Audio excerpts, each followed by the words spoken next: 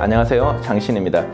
오늘 할 이야기는 밀정에 관련된 이야기입니다. 제목은 김구 암살 공작입니다. 자, 김구 암살 공작 이거 뭐 해방 후 이야기 아니야? 라고 이제 생각하시겠지만 사실은 1930년대 상하이에서 벌어졌던 이야기입니다. 그러면 누가 이 공작의 주체인가 궁금하시죠? 자, 이 이야기를 가지고 이제 제가 좀 펼쳐나가겠습니다. 밀정이 아주 깊이 개입되어 있고요. 그리고 윤봉길 의회도 관계가 되어 있습니다. 한번 흥미진진한 세계로 한번 가보도록 하겠습니다. 자, 여러분 아시다시피 1931년 4월 29일 일본의 천장절에 상하이 홍코공원에서 윤봉길 의사가 폭탄을 터뜨렸습니다. 너무나 유명한 사건이죠. 그래서 뭐 시라카 대장을 비롯해서 폭사하고 많은 일본인들이 이제 다쳤습니다. 뭐 이 사건을 두고 일본도 막 발칵 뒤집혔었고, 그리고 뭐 유명하게 뭐 중국의 장제스가 뭐 10억 중국 인민이 못한 것을 한 사람이 했다 해서 엄청나게 그 운동을 칭찬했습니다. 그 파장도 장난이 아니었죠.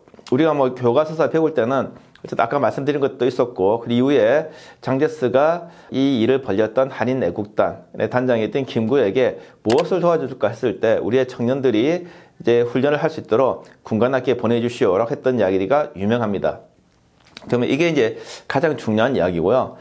또 달리 생각해보면 이 이야기에 또 다른 측면을 생각해볼 필요가 있습니다. 우리는 그동안 이 운동에, 이 폭탄의 성과만 많이 보게 되는 거죠. 그러면 달리 봤을 때 여기에서 이제 이 일본인들의 시각에서 봤을 때 이 의견은 어떤 의미가 있을까? 특히 행사를 경비했던 주체, 경찰로 봤을 때는 이게 되게 엄청난 큰 사건인 거죠. 경비에 실패한 거죠. 우리가 생각해 보면 그동안 이제 한국에서도 주요한 국제 행사라든지 외국의 원수들이 오게 되면 뭐 경찰이나 때로는 이제 군에서 파견돼서 요인 경호를 하게 됩니다. 가끔 근접 경호에서부터 아니면 저 멀리부터 이제 뭐 시위대라든지 개인이 접근하지 못하게 막게 되는 거죠. 당연히 옛날에도 그랬습니다. 일이 벌어지지 않아야 된다는 거죠. 여러분 알다시피 윤봉길 의사가 폭탄을 투여할 때 딱 두 가지만 허용되었습니다. 일장기하고 도시락이었던 거죠. 나머지는 허용되지 않았습니다. 우리가 알다시피 일장기에다 폭탄을 설치할 만큼 능력이 안 좋으니까 우리가 도시락에다 이제 폭탄을 설치했던 것이죠.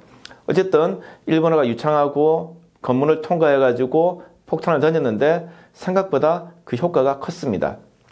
당연히 일본 상하이에 있던 뭐 영사관 경찰이라든지 아니면 뭐 그 상하이 파견 군이라든지 뭐 개망신 당한 거죠. 아마 경비 책임자들 목 날라가고 그 다음에 어떻게 하면 이걸 다시 일어나지 않을까 조직 정비하고 다 했다는 거죠.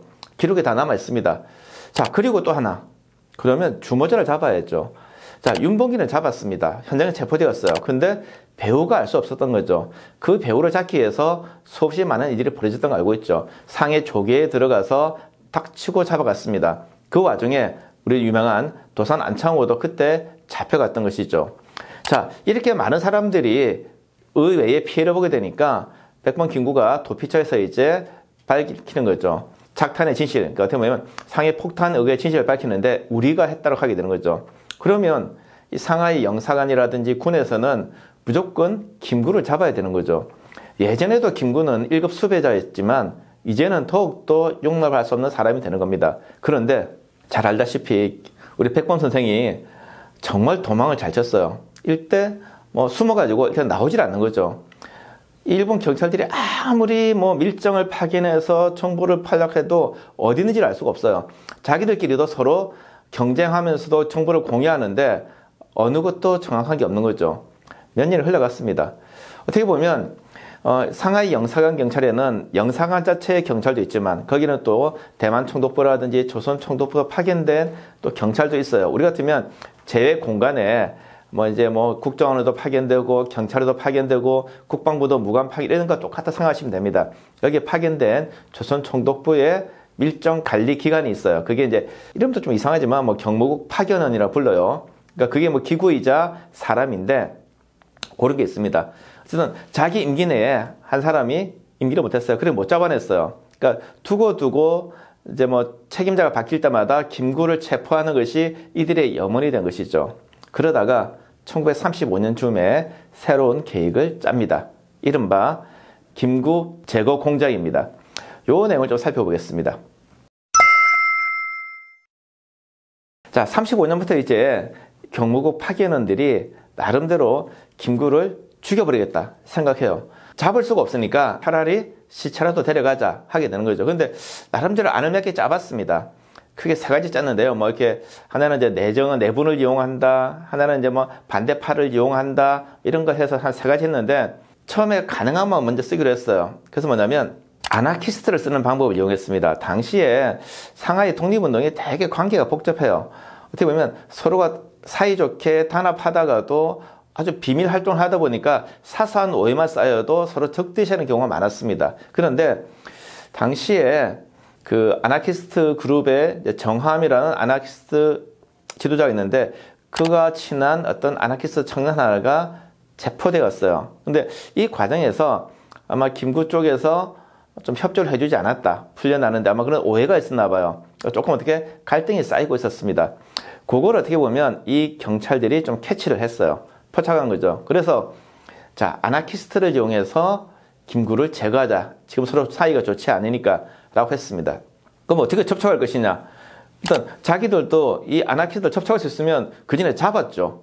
이들도 마찬가지 1급 수배자들인데 자, 접촉할 수가 없으니까 이제 이중 간첩을 쓰게 되는 거죠. 당시 상해에서 사업을 하고 있던 위해림이라는 사람이 있습니다. 일본에서는 이제 임영창이라고 부르게 되는데 이 사람이 일본 영사관에도 상당히 신임을 받고 있었고 그리고 독립운동가 진영에서도 상당한 신용을 받고 있었어요. 어떻게 보면 서로가 이제 간첩하는 걸 다 알고 있어요. 그럼에도 불구하고 서로를 이용하는 거죠. 그래서 이제 몇 차례 이야기가 오갑니다. 그러면서 어떻게 되느냐? 자, 그래서 이 아나키스트 정함이 그런 얘기를 나중에 핵으로도 쓰게 되는데 이런 얘기 해야죠. 그래, 김구 우리가 죽여줄게. 요즘 좀 사이가 안 좋았어. 죽여줄 테니까 대신 어디 있는지 알려주고 몇 가지 조건을 좀 걸어요. 자, 그러니까 이제 이 총독부에서 파견된 이 경찰 고위 간부도 긴가민가 해요. 내가 지금 사람을 중간에 넣어가지고 하고 있는데 저걸 진짜 믿어도 될까? 근데 또 안 믿을 수도 없고 그래서 같이 가기로 합니다. 근데 마지막 날 이제 거사를 하기로 한 날 정보를 다 모아봤어요. 김구가 있을 만한 곳, 김구가 이제 나온다고 하는 정보를 모아서 그를 보내기로 해요. 근데 마지막에 이제 이 아나키스트 정함이 조건을 걸어요. 야, 우리가 원래는 아무 돈을 안 받고 하려고 했는데 야, 우리가 김구 죽이고 나면 우리도 상하이에서 좀 있기 좀 그렇잖아. 소문 금방 날 건데 우리가 거사를 치르고 난 다음에 여기 떠나야 되니까 좀 도피 자금이라도 좀 줘. 한 300원 정도를 요구하는 거죠. 300원 정도면 꽤 적지 않은 돈입니다. 물론 우리가 이제 영화 암살에 나왔던 3,000원, 뭐 3,000달러 거기는 훨씬 미치지 않는 돈이죠. 300원 정도면 당시에 교사 월급이 초임이 한 45원 정도 하니까 뭐 몇 달치 월급 정도 되는 거죠. 어쨌든 그렇게 해서 이제 300원을 긴가민가 하다 지급을 합니다. 근데 사실 정보도 틀렸어요. 김구는 거기 있지도 않았었고 나오지도 않았습니다. 더 웃기는 거는 정함이 300원을 먹고 날려버렸어요. 소위 먹튀를 해버린 거죠. 어떻게 보면 이 조선총독부 파견원은 자기가 애써 공작을 해가지고 하려고 했는데 실패를 한 거죠. 심지어 총독부의 공문마저 날려버리게 된 거죠. 어떻게 다 기록에 남아있느냐? 이거를 상부에 다 보고를 했어요. 왜냐하면 공무원들은 돈을 집행하려면 다 보고하고 기록을 남겨야 되거든요. 어떻게 보면 내가 실패해서 돈을 날렸는데 사실은 이랬어요 라고 하는 그런 기록이 남아있는 거죠. 자, 그런데 이걸로 끝이 아니었어요. 어떻게 보면 그걸 끝났으면 이야기가 그냥 재미가 없죠. 다른 일들이 벌어지게 됩니다. 자, 1938년에 중국에 남목청 회의라는 게 있었어요. 독립운동의 주요한 지도자들이 모여서 회의를 하려고 했는데 여기에 한국인 젊은 청년이 난입을 해서 총을 난사합니다. 난사하면서 거기서 이제 한 독립운동가 유동열 같은 사람이 즉사를 하고 그리고 김구도 이제 중상을 입어요. 어떻게 보면 독립운동 진영 내에서 젊은 독립운동가가 원로 독립운동가들에게 총질을 한 사건이죠. 되게 부끄럽기도 하고 되게 한심하기도 하고 어떻게든 영문인지 알 수 없는 그런 사건이었습니다.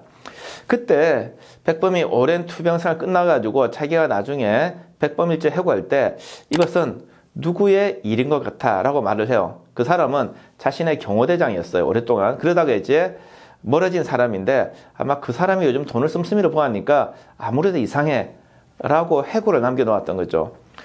근데 그 이후에 이제 아까 말했던 경무국 파견원들의 플랜 B를 보면 그게 상당히 유사해요.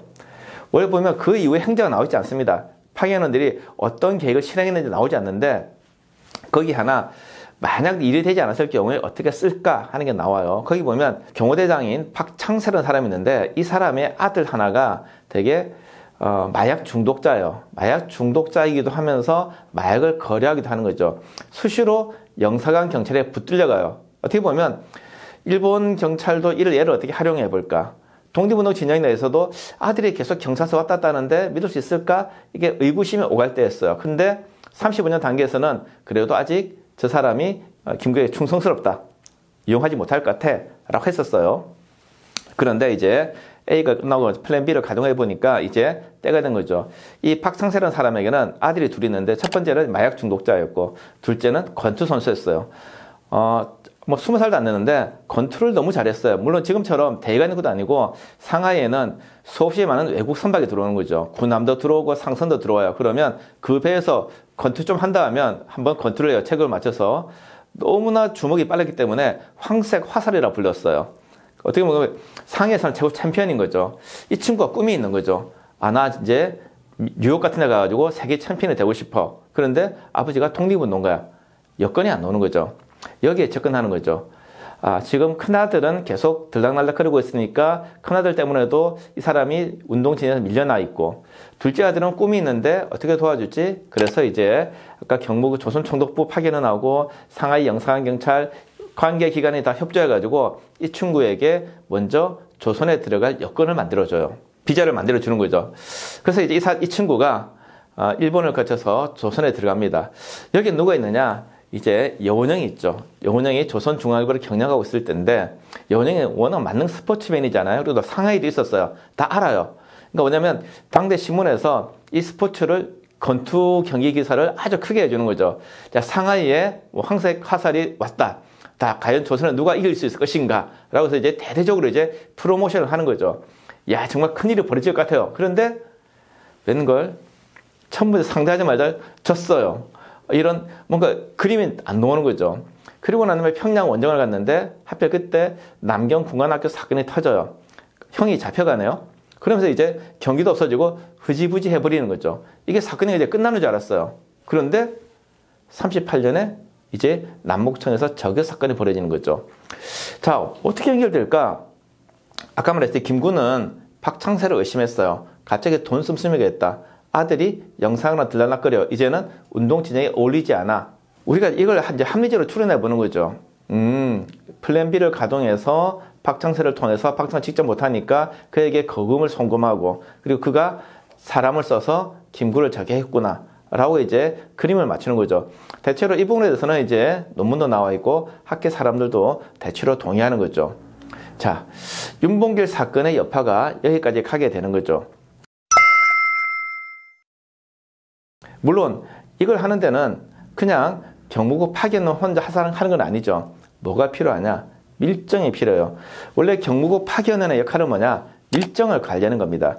밀정을 관리해서 정보를 수집해서 이 정보를 조선총독부에 보고하는 거예요. 그래서 이 조선총독부가 중국 전역에 퍼져 있는 이 파견원들의 보고를 토대로 해가지고 이제 치안 대책을 짜게 되는 거죠. 해외의 독립운동에 대해서 어떻게 대응할 것인가.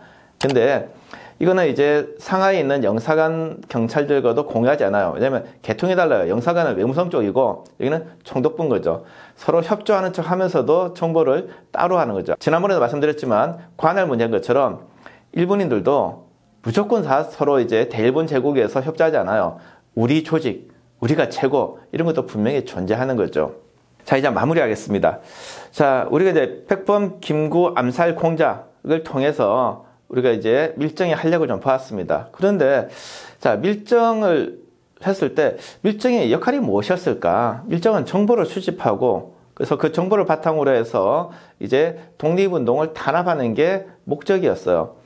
근데 생각해 보면 그 원래의 목적, 조선 총독부가 아니면 일본 정부가 밀정을 양성하고 훈련시켜서 정보를 뺏는 것 말고 더 큰 나쁜 것도 있었다는 거죠. 우리가 영화 밀정을 보게 되면 서로를 의심하는 장면이 나옵니다. 거사가 탈로 났네? 아무도 모르는데? 누가 여기 밀정이 있나? 그러면 서로 의심하기 시작하는 거죠. 의심이 한번 싹 트게 되면 걷잡을 수가 없어요. 잡아내기 전까지. 그러면 이제 조직 자체가 서로를 불신하게 되는 거죠. 한번 불신하면 다시 할 수 없어요. 어떻게 보면 100% 정확한 답은 아니겠지만 우리가 독립운동을 연구하다 보면 너무나 많은 단체로 쪼개지는 걸 볼 수가 있어요. 왜? 좀 더 단합하지 못하고 사상과 이념, 독립운동 방법의 차이는 존재하겠지만 왜 저리 갈라질까? 저는 밀정의 영향이 있다고 생각해요. 밀정이 한번 침투한 조직은 서로를 믿지 못합니다. 그렇게 되면 어떻게 보면 조선 총독부가 의도하지 않았지만 조직을 이간시키고 분열시켰던 것이 더 큰 폐해가 아닐까, 그런 것들이 생각된다는 거죠. 우리가 밀정을 생각할 때 이런 부분도 반드시 염두에 둬야 할 것 같습니다. 이상입니다. 감사합니다.